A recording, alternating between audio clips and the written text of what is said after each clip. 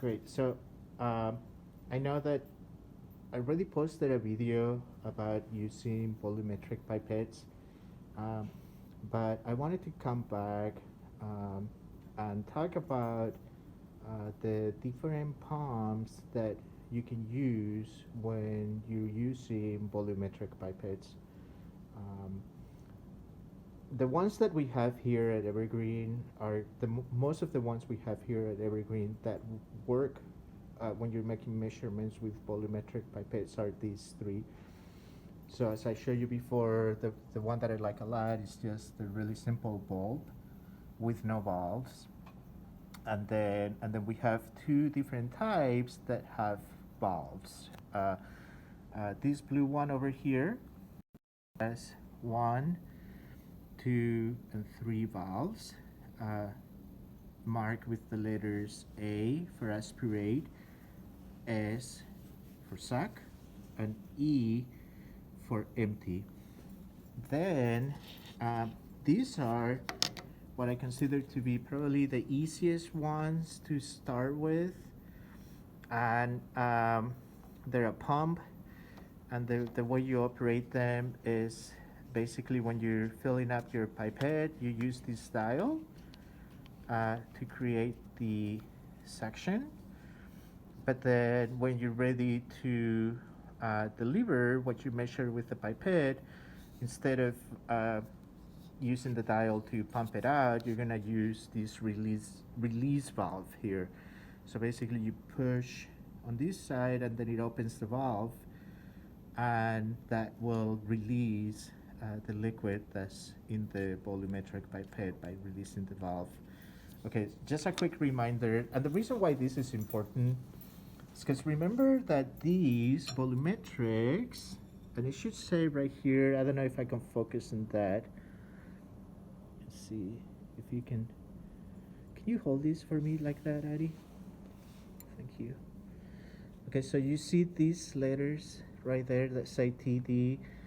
That indicates that this pipette was calibrated to the lever, not to contain.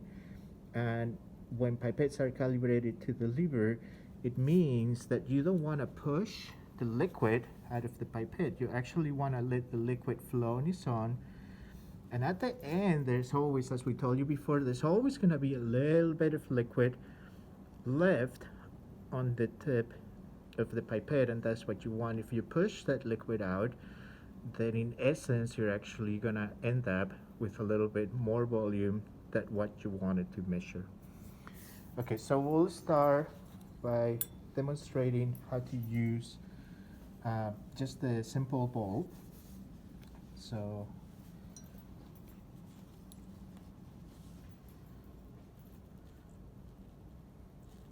you just want to gently attach the bulb to the end of the pipette so that you have a good seal. You don't want to push too hard, and then you're just going to start. Actually, you want to squeeze the bulb now before you put it on the solution. Then you put the tip on the solution and you start filling. It goes really fast at first till you get to the middle part, and then it takes longer to fill that middle part because that's where most of the volume is. And usually you need to do that a couple of times. See how we're holding the vacuum so that we don't lose the liquid that we already put in. Then you squeeze the bulb. Then you attach it to the end of the pipette. And that should probably get us to the mark. Now, at this point you want to be super careful because this is where it's really easy to end up sucking the liquid right into the bulb if you're not careful. But you want to go past the mark by quite a bit, and then you want to put your finger on the top of the pipette. There you go. That tends to happen. Okay, so, and then this is when you're just gonna use your finger. You're gonna use your finger to adjust the liquid to the mark. There, that's good enough. Okay, and here's the thing, right? So we're gonna transfer that into this white speaker just as a demo. So touch the tip to the wall of the beaker on the side. And the only thing that I want to show you now is that to do that, you're just going to release the pressure from your finger. You're just going to open the tap, and then just by gravity flow, the liquid is going to flow out. And once we get down to, can you bring this up just a little bit so we can see the tip? There you go. So once we bring this out, and make sure the tip is actually touching the wall. Okay, so it gets to there, and then you want to count like about 15 seconds. And this should be touching the wall of the beaker like that. So by capillary action, a little bit is going to come out, and after about 15 seconds, you're done. And that's exactly what you should see, is that there's going to be, oops, focus, a little bit of liquid left. Okay, so that's the bulb. Now we'll use the blue bulb. Okay, so this one you need to learn how to use. So the first thing you're gonna do is load the pump by pressing the aspirate valve, and that will allow you to squeeze it and load it with air, or I guess not air, but vacuum. Okay, then you can attach it to the end of the pipette. All right, and then you're gonna put the tip on the liquid, and then to fill the pipette, you're gonna press the valve that has the S, and that's gonna fill the pipette. And again, it's not gonna be, there's not gonna be enough suction in the bulb to completely fill the whole thing. Well, maybe there is almost. Oh yeah, there was. Look, so that was enough. Okay, and now this is really nice because it's really easy to adjust. So you're gonna adjust it by pressing the E valve, which says empty, and it gives you a lot of control. So you just E till you get to the mark. And then you can use the S if you need to bring the volume back up. Okay. Okay, then once it's full, then you're gonna, again, we're gonna go into the waste beaker, make sure the tip is at an angle, touching the wall. And then to empty it, you're just gonna press the E1 for empty on the side, that one, yep. So press the E, and you just keep on pressing that till you empty the pipette to the tip, and you'll hold it just like before for 15 seconds, and then you're done. And that will actually leave that little bit of liquid on the tip of the pipette.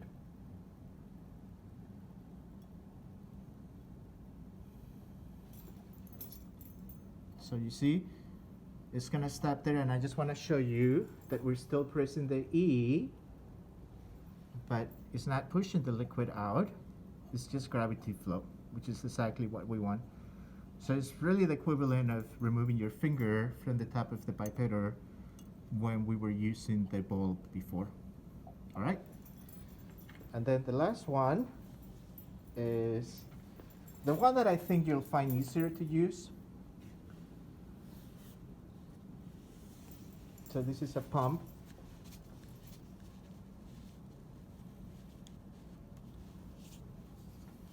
So we're gonna attach the pump to the pipetter, not too tight, you just need a good enough seal, okay? And I don't trust that the pump is gonna hold the pipette. So you see how we're holding the pipetter with our hands? I like that. I did watch a video where they say it's best to not hold right on the middle because there can be too much heat transfer. Although I don't know how much of a difference that will make. So, but anyhow, so, and then we're just gonna turn the dial, and that is gonna start filling up the volumetric pipette. And this should be able to do up to 25 mils, so hopefully we have enough headroom to fill the pipette without having to reload the pump. Looks like we will. So see how easy it is to adjust this now, and then we can just at this point you can still use the dial to adjust it to the mark. Okay, let's call it good there, and then I'm gonna put that on the voice speaker again, touch the tip to the wall, and then on this one what you're gonna do is just press the release valve, which is the equivalent of removing your finger, and that's gonna break the vacuum and drain the pipette.